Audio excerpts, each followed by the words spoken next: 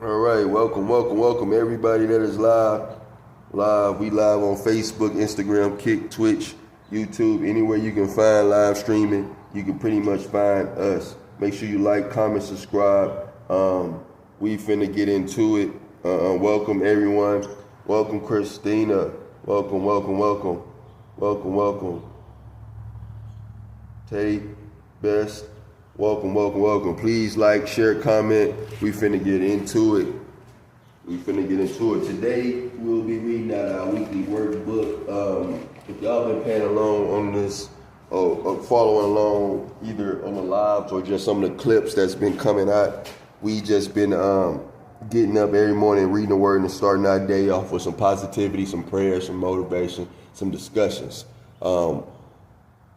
So far we've been reading Isaiah. We even got up to chapter 14 in Isaiah, reading one of those, not every day, but almost every day, and then working in the workbook weekly to kind of go over the weekly lessons. So again, today we're going to be going over the weekly lesson in the workbook.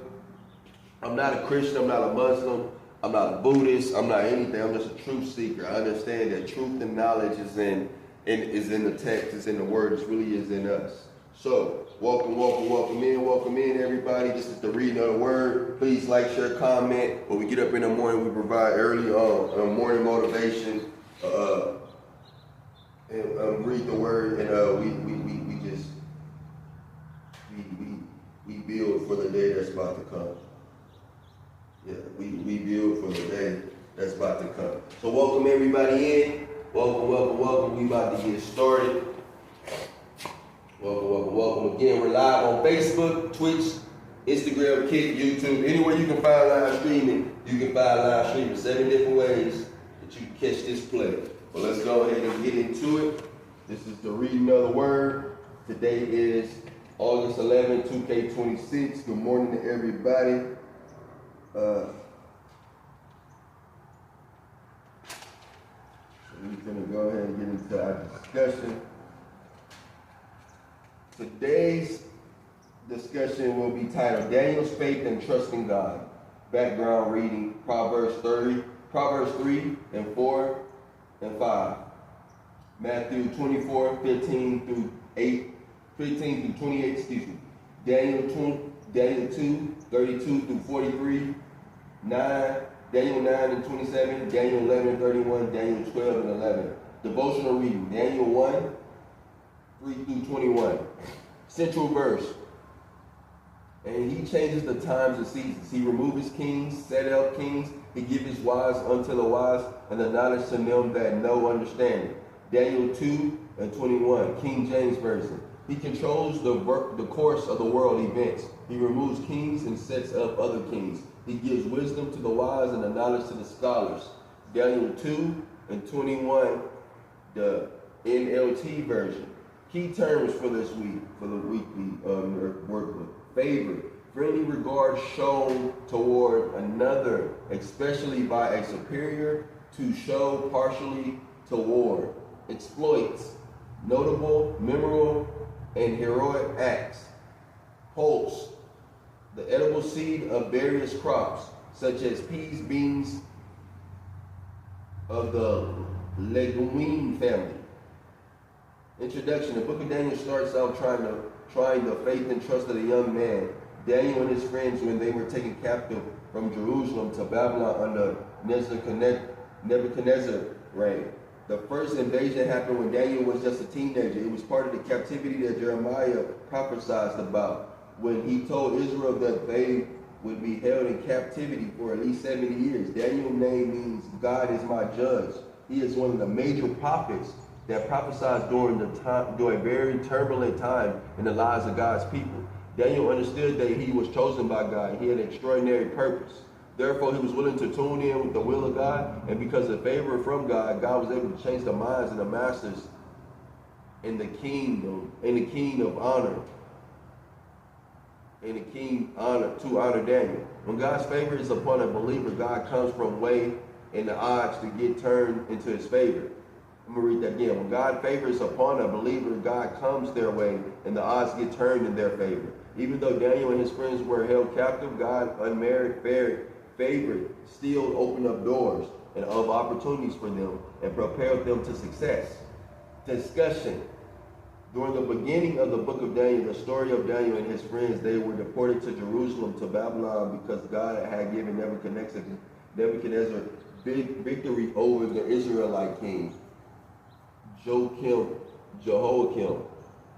Though Israel was taken into captivity, they did not see themselves as being conquered. They knew that God was always cause his children to triumph in Jesus Christ, so they felt they were conquerors. Romans 8 and 37. Nebuchadnezzar also spoke to Ashkenaz, the master of the eunuchs, instructing him to bring certain people from the children of Israel of the king's seed and the principals and the princes, children with no blemish, who were well favored, wise and knowledgeable, and with good understanding of science. He wanted those who had the ability to stand in the king's palace and teach and learn the tongue of Chaldeans. The king also appointed them a daily portion of meat and wine. He wanted them to eat and drink this for 10 days and then be brought back in front of him. But Daniel knew that the king's food and drink had been offered to idols, so he purposed in his heart not to eat anything at the king's table. Daniel had found favor from the head eunuch. So he requested for him and his 3 friends to go for the 10 days, only eating pulse and water. The eunuch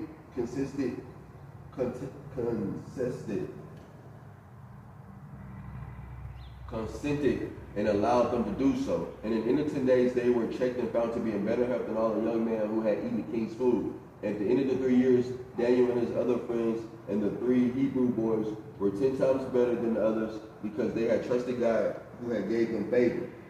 God was giving every believer favor. God has given every believer faith. And just as Daniel's faith held and kept him during his challenge times, God sees and knows the times that each one of us lives in. He can keep each believer from falling and present them faultlessly before the presence of his glory with exceeding joy. Jude 1. It is important that every believer have a good relationship with God. Daniel did not choose to be taken away from his home in Babylon, but it happened. He was away from his parents and close relatives, but he knew that whatever he would go through, God would be with him. Because Daniel and his 3 friends were committed to God, God was committed to them. When believers endeavor to be faithful to God and his ways, know that he will remain with them and give them a help and grace needed to accomplish his will. At the final examination, Daniel and his 3 Hebrew boys stood healthy and unafraid before the king. They remained faithful to God, and by their demonstration of wisdom and knowledge, they gave testimonies to the power of God.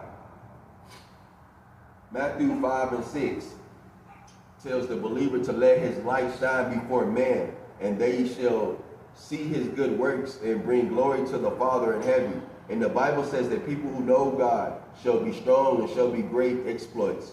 More numerous than the sands of the shore are the Father's thoughts of the love towards each believer, because they are his beloved children.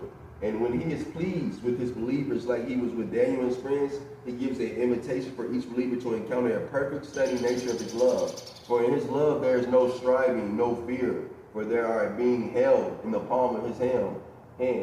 Daniel and his friends were taught that when they could not get to the temple in Jerusalem, instead turn and look toward Jerusalem and pray. God will never forget nor leave them. God remains believers that in the midst of peril, just shall live by faith.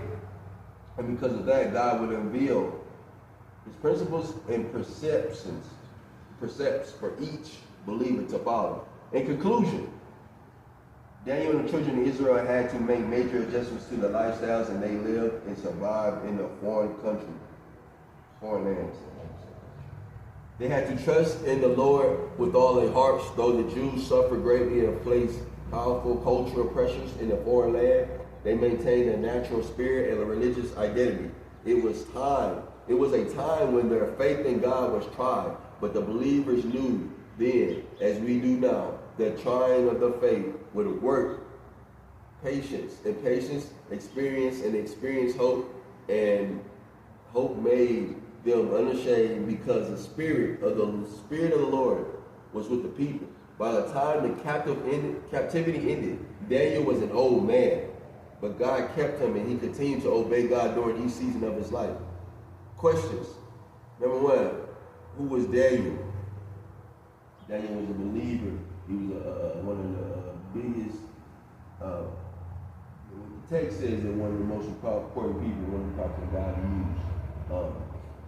Why did the king choose him and the other young man for spiritual treatment? Because they did not partake in the food like everybody else. They didn't indulge in other things that everybody indulged in, so they showed them that they had a different process of thinking, different way of being, that they was tapped into something that everybody else wasn't.